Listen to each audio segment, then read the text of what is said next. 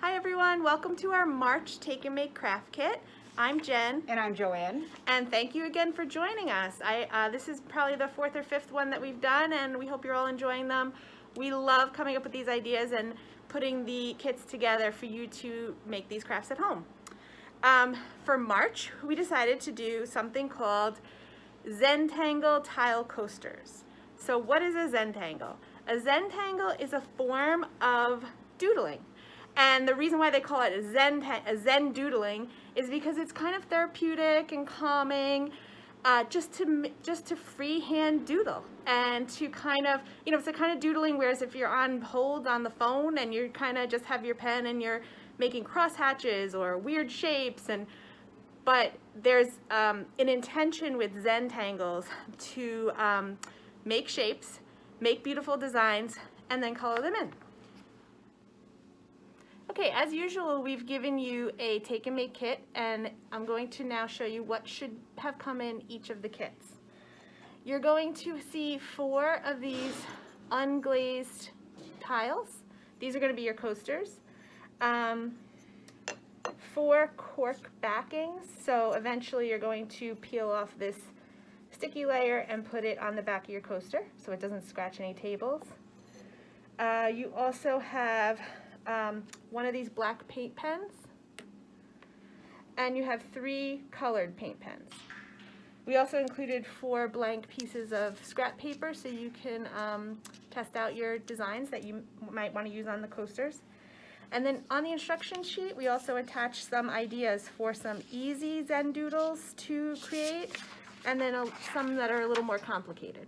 So remember, there's no artistic expertise needed for this project. It's doodling, so anybody can doodle, but you can do a more intricate doodle, or you can do something a little simpler, or you can do your own design. You don't have to do these these are just suggestions. Okay, so the first thing I'm going to do is I'm going to take a pencil and I'm just going to kind of plan out the design that I'm going to put on my coasters. I'll probably do a different design on each coaster. You could do the same design on each coaster, whatever you want. But I'm going to plan mine because I don't want to freehand it on the coasters, just because I think that once we get going with the markers, it's going to be permanent. So, if you make a mistake or you don't, you decide to go in a different direction, you've planned it out on your paper. But also remember, there are no mistakes in Zen doodling or creating Zentangles. If you make a mistake, it's easy to go in a different direction and just make another structured design out of that mistake. So as Jen's drawing her, template, look at your black magic marker once you're done, and you'll see that the tip is yellow. That means it's not really fully loaded yet. What you need to do with the pen is you need to take the top off and shake it for about 30 seconds. Then try on another piece of scrap paper and just hold it down until you see the yellow tip turn black. It will then be ready to use. You'll also have to do the same thing with the 3 colors that we've given you.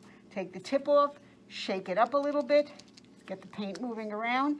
The tip will turn the color once you hold on to it for a while. Just keep pressing on it, and what you'll see is it'll load. It'll actually absorb some of the paints.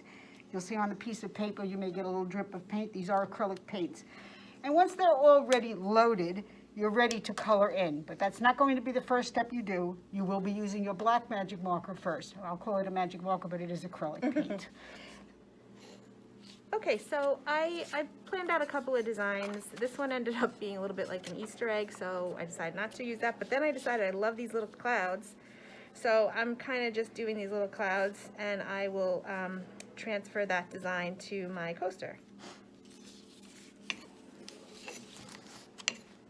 And what I'm going to do is, I'm a little bit more brave than Jen is. I'm going to freehand some just doodles that I have doodled for forever. So what I'm doing is I'm just going along the edge of the coaster, and I'm just drawing something freehand in here. And I'm loading it. And then I'm going to take the next piece, and I'm just going to kind of follow the design a little bit, and freehand again. So again, I'm trying to keep the line of the coaster as my guide. It doesn't have to be anything great. It can be whatever you want it to be. So I'm just moving along the sides of the coaster, using the black acrylic marker, and just running with it. And I'll go around the coaster all the way while Jen's making her clouds. My clouds are turning into... Rain clouds? I don't know what. This is the fun thing about Zentangle, Yeah. is that there is no rule. It's what you feel when you're doing it. Sometimes you'll look at something and say, oh, that doesn't look so great. Or you'll say, gee, I didn't realize that I could do something that creative. Let those juices flow. As they say, we're all capable of doing something other than what we think we can do. And I'm just going around the coaster, moving around on the lines that I've already created, following the edge of the coaster, and Jen's doing her little cloud. There's no need for you to fill up the entire coaster. One of the things I first tried to do was I saw this really pretty tree with little hearts on it. So I kind of mimicked the tree and just drew the branches, and all I was going to do was just fill in the hearts with red. So it doesn't have to be the entire coaster that's filled up. It's what you perceive the coaster to reflect. So as you can see, both Jen and I have done little designs on each of our coasters. Now it's time to color them in. So what I would do is take one of my pens and randomly find a spot and carefully color around the black. You're going to have to be a little patient for this because you really don't want to color over the black lines. Once it's baked, it may bleed through a little bit, and what you'll do is you'll just gently color in your shapes with one of the 3 pens that we've given you.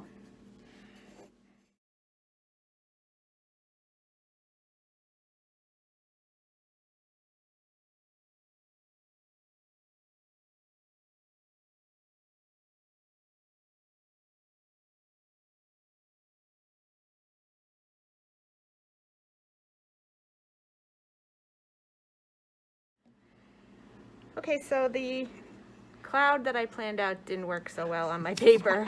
So I went freehand and I came up with some kind of music note theme.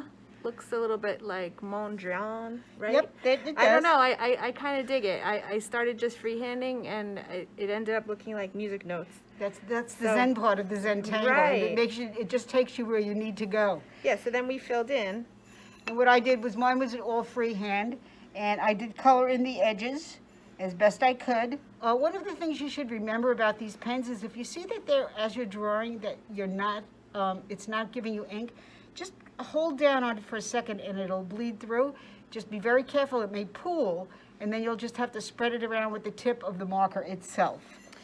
So when you finished your design, mine's not finished yet, I still need to color in, but when you're finished, you're gonna put them on a baking tray and you're gonna put them in a 350-degree oven for 30 minutes. That's gonna set the paint on the tile. Right, try not to touch the top of the tile, just handle the tile from the bottom. Yeah. Then you're gonna take them out of the oven, you're gonna let them completely cool before you handle them again.